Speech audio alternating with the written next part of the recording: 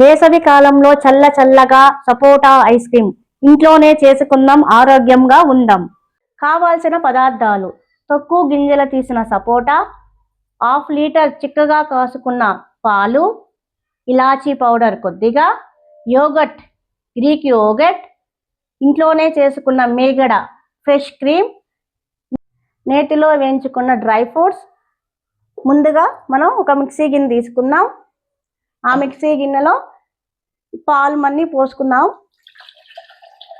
ఇవి బాగా బ్లెండర్ చేసుకుందామండి. బ్లెండర్ అయిన తర్వాత యోగట్ వేసుకుందాం.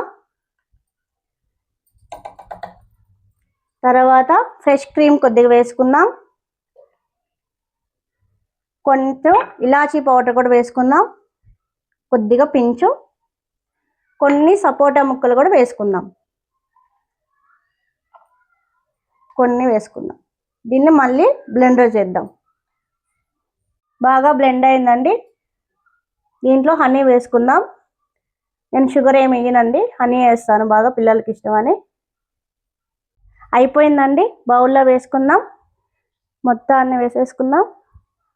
కొద్దిగా సపోటా ముక్కలు కూడా వేసుకుందాం.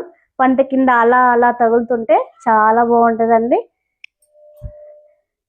ఇటు సైడ్ కింద మొత్తం వేసుకుందాం.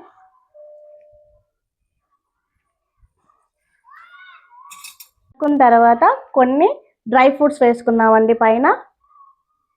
డ్రై ఫ్రూట్స్తో గార్నిష్, సపోటా ఐస్ క్రీమ్తో ఫినిష్. ఇదే అసలైన వేసవి విందు. డీప్ ఫ్రిడ్జ్లో 6 అవర్స్ వరకు పెట్టుకోండి.